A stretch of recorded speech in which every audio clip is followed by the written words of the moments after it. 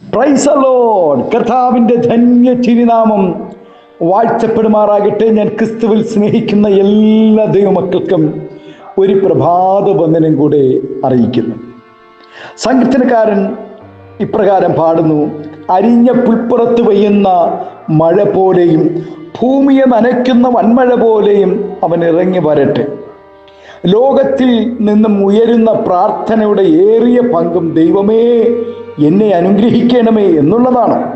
ജനകോടികൾ അനുഗ്രഹത്തിനായി അനേക ദൈവങ്ങളെ പൂജിക്കുന്നു. അനുഗ്രഹത്തിനായി ത്യാഗം സഹിക്കുന്നവരും നോമ്പും വ്രതവും അനുഷ്ഠിക്കുന്നവരും ശരീരത്തെ ദണ്ഡിപ്പിക്കുന്നവരും കുറവല്ല.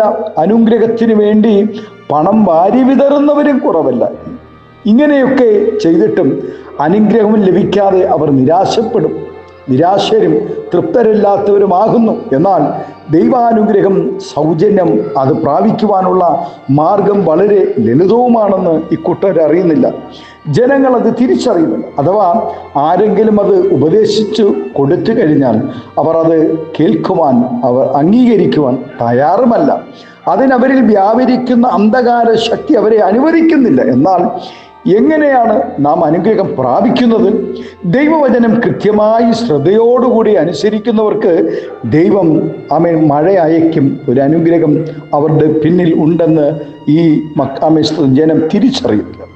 വചനം പ്രമാണിക്കുന്നവരുടെ ദേശവും കുടുംബവും അധ്വാന ഫലവും സകലവും അനുഗ്രഹിക്കപ്പെട്ടിരിക്കും.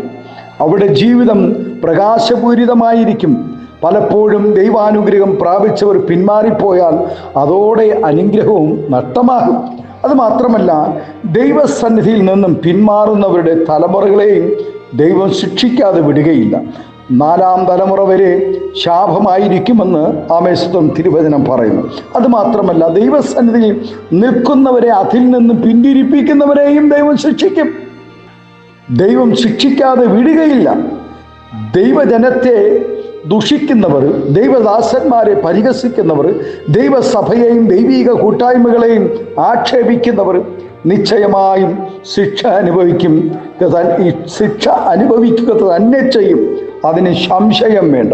ജീവിതത്തിലെ ജഡിക സ്വഭാവങ്ങൾക്ക് മാറ്റം വരുത്തിയും തുടർമാനമായ ജീവിതം ശുഭപ്പെട്ടിരിക്കുവാനും മരുഭൂമിയിലെ പ്രയോജനരഹിതമായ സാഹചര്യങ്ങൾക്ക് മാറ്റം വരുവാനും ദൈവാനുഗ്രഹം കൂടിയേ തീരൂ.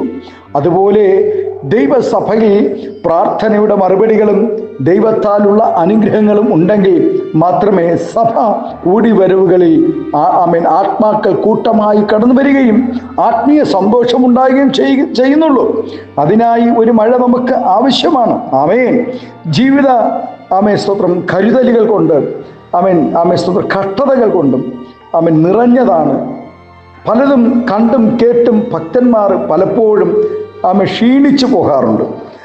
കുത്തുവാക്കുകളും പരിഹാസങ്ങളും ജനത്തിൻ്റെ പിന്മാറ്റം അനുസരണക്കേടും നിമിത്തം പലപ്പോഴും ദൈവദാസന്മാർ ക്ഷീണിച്ചും തളർന്നും പോകാറുണ്ട്. വചനത്തിലെ പല സത്യങ്ങളും പ്രതീക്ഷകളായിട്ടാണ് വെളിപ്പെടുത്തിയിരിക്കുന്നത്. അതുപോലെ ദൈവാനുഗ്രഹത്തെ മഴയായിട്ടും മഞ്ഞായിട്ടും മന്നയായിട്ടും തേജസ്സായിട്ടും മേഘമായും മറ്റും ചിത്രീകരിച്ചിട്ടുണ്ട്. ദൈവാനുഗ്രഹമില്ലാതെ ഈ ഭൂമിയിൽ മനുഷ്യന് നിലനിൽപ്പില്ല. അനുഗ്രഹങ്ങൾക്ക് വേണ്ടി മറ്റു മാർഗങ്ങൾ തേടിപ്പോകാതെ ദൈവത്തെ മാത്രം ശരണമാക്കിയിരിക്കുന്നവർക്ക് തക്ക സമയത്ത് ദൈവം ഒരു മഴ അയക്കുക തന്നെ ചെയ്യും. ആകയാൽ പ്രിയ ദൈവപൈതലേ, ഇന്ന് പകൽക്കാലം സ്വന്തം നിശ്ചയമായി നമ്മുടെ നിരാശകളെ മാറ്റുന്ന ഒരു ദൈവമുണ്ട്. ക്ഷമയോടുകൂടെ ഒരു മഴയ്ക്കായി, ഒരു അനുഗ്രഹത്തിനായി കാത്തിരിക്കുകയാണെങ്കിൽ നിശ്ചയമായും ദൈവം നമുക്കായി അത്ഭുതങ്ങൾ ചെയ്യുവാനിടയാകും. സങ്കീർത്തനക്കാരൻ സ്തോത്രം പാടുന്നത് പോലെ അരിഞ്ഞ പുൽപ്പുറത്ത് പെയ്യുന്ന മഴ പോലെയും ഭൂമിയെ നനയ്ക്കുന്ന വൻമഴ പോലെയും അവൻ ഇറങ്ങി വരിക തന്നെ ചെയ്യും. നമ്മുടെ കണ്ണുകളെ ദൈവസന്നിധിയിൽ അടയ്ക്കാമോ?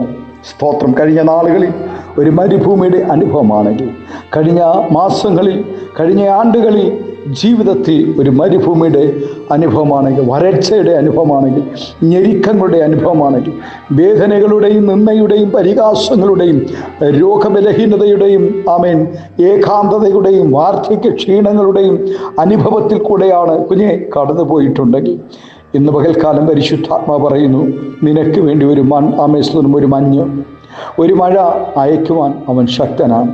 അനുഗ്രഹത്തിൻ്റെ മഴ. സ്തോത്രം. അരിഞ്ഞ പുൽപ്പുറത്ത് പെയ്യുന്ന മഴ പോലെ ജീവിതത്തിൽ സ്തോത്രം ഒരു മഴ നിന്നെ കുളിർപ്പിക്കും, നിന്നെ അനുഗ്രഹിക്കും. തഴച്ച് വളരുവാൻ തക്കവണ്ണമുള്ള ഒരു മഴ നിശ്ചയമായും ജീവിതത്തിലുണ്ടാകും.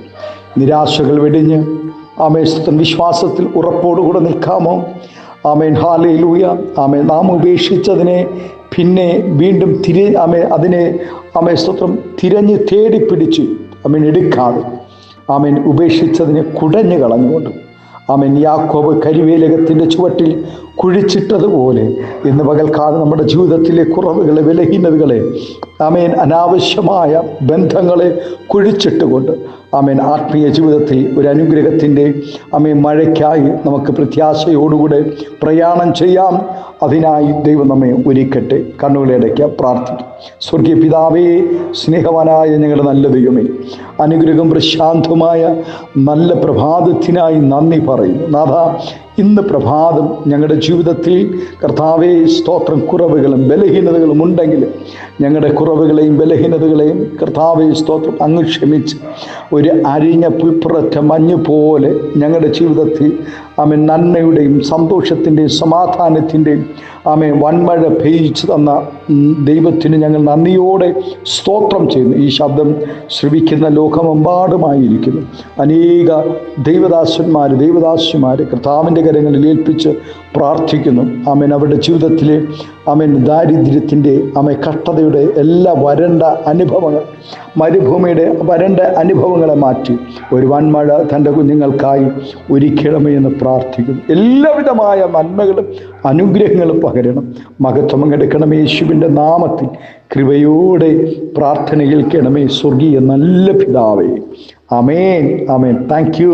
God bless you. ദൈവം എല്ലാവരെയും ധാരാളമായി ഈ പ്രഭാതം അനുഗ്രഹിക്കട്ടെ. Thank you. God bless U.